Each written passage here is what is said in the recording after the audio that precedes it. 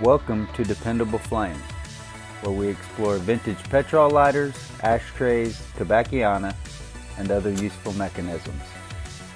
Make yourself at home. Today we have a gift from one of our viewers, Robert Hollingsworth. Robert got a hold of me via email several months ago. At the time, I don't remember whether he had first discovered our YouTube channel or the website. We have some shared circumstances which have led us each to alternative medical treatments for different and various ailments, and that is where our conversation started. In the meantime, Robert had told me about some flints that he had purchased off of eBay from a US based seller and offered to send me some of those flints to try put in some of my lighters and see what I thought of them. Of course, I told him I'd be glad to give them a try, and we've had some other conversations since then about family, other things that have gone on. It's really interesting, the people that you meet over the course of doing business on the internet. This is the tube of flints that Robert sent me. I am not certain how many are in there. I am reasonably certain that I corralled all of them back into the tube after they got loose in my bag.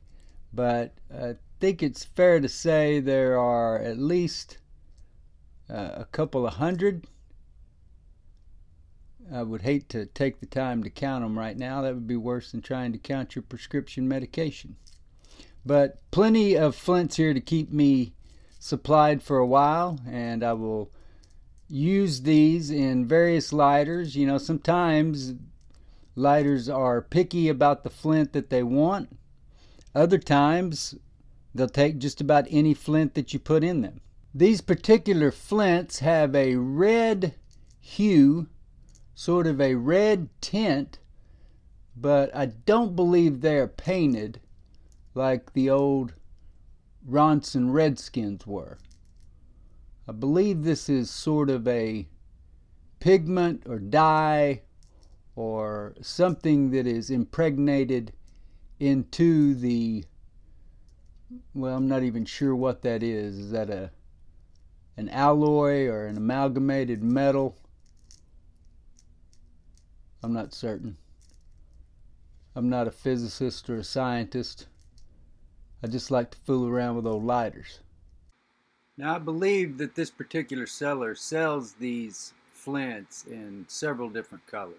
Red, gold tone, maybe silver, maybe even black. I'm not sure exactly, but I know there are more than one color offered.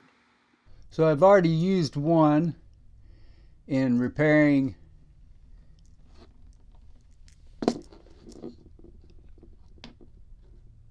this aluminum block petrol lighter.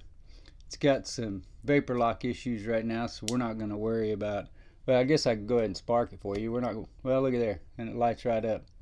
So the spark, obviously good enough there, as you can see. Lit the first time, which I didn't expect it to, but solid spark. You'll see a video on that lighter later once the vapor lock has resolved itself. I'm not sure how well you can see that flint in this camera. I'm not sure if you have noticed that I've changed the setup here over the last few videos. I've discovered a technique or two that simplify my process a little bit and keep everything sort of in a modulated, ready to go state of affairs. So if the video quality and sound are working, then this is probably a setup that we will use for a while. So very red colored tube of, I look back through our emails, Robert, trying to figure out how many that was you said you were sending me. I don't know, I guess it was at least 250. They're not very big. I'm not very good at those kind of games. so I'm not even going to try to guess. But this will keep me supplied for a good while. Robert also asked about the Dunhill Blue Flints, which I use in a lot of lighters right now. If you get one of those cases where it just seems like the lighter doesn't want to light, the spark is just a little bit insufficient, then the Dunhill Blues seem to give you an edge sometimes.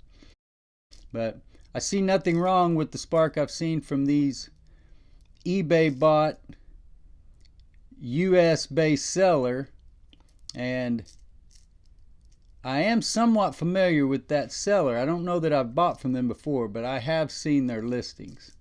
So I will use these, but you can always find links to all the supplies that you see here on the DependableFlame.com YouTube channel. There is a page on our website. Of course, we earn a commission when you click through from those affiliate links. DependableFlame.com/helpful lighter related links, and you can purchase Flint, wicks, wadding, fuel, various and sundry supplies, and I will include a link to this seller on that page eventually. So thank you, Robert. I appreciate the Flints.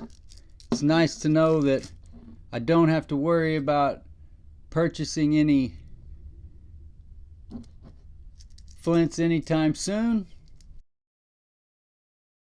And I think I've started to answer this a couple times now and then distract myself and not got back around to it. It seems like they used to be all over the place, but here lately they are a little bit more scarce to find, even just simple listings for sale. But Robert was asking me about purchasing the Dunhill Blue Flints. I have purchased them in the past from Amazon. You can keep an eye out there. I haven't seen any on Amazon in a while. They do show up on eBay.